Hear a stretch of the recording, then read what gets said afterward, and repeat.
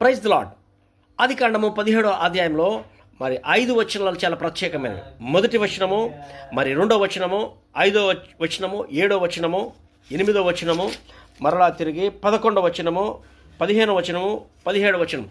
ఈ వచనాల్లో మరి దేవుడు నీ గర్భవాసమును పుట్టే కుమారుడే నీకు వారసుడవుతాడని చెప్తే ఆ మాట కాదని శారా మాటలు విని అబ్రహాము హాగరుతో బిడ్డను కన్నాడు. అందుకు కోపగించి 13 ఏండ్లు దేవుడు మరి అబ్రహాంతో మాట్లాడకుండా ఉన్న సందర్భం ఉంది. కనుక 13 ఏళ్ళ తర్వాత నువ్వు నా సన్నిధిని నిందారహితుడు నడువమని సెలవిచ్చినాడు. Praise the Lord. నిందారహిత తర్వాత మరి అబ్రహామును దేవుడు ఆశీర్వదించడం, లేక అబ్రహాము పేరు అబ్రాము కాస్త అబ్రహాము అని మార్చబడిన సందర్భము. తర్వాత నేను నీకు దేవుడినై ఉన్నట్లు నా నిబంధన నీ శరీరంలో స్థిరపరచునని సున్నతి అనే ఆచారమును స్థిరపరిచిన సందర్భము మరి 7వ వచనంలో, 17వ అధ్యాయం 7వ వచనంలో. తర్వాత 17వ అధ్యాయం 11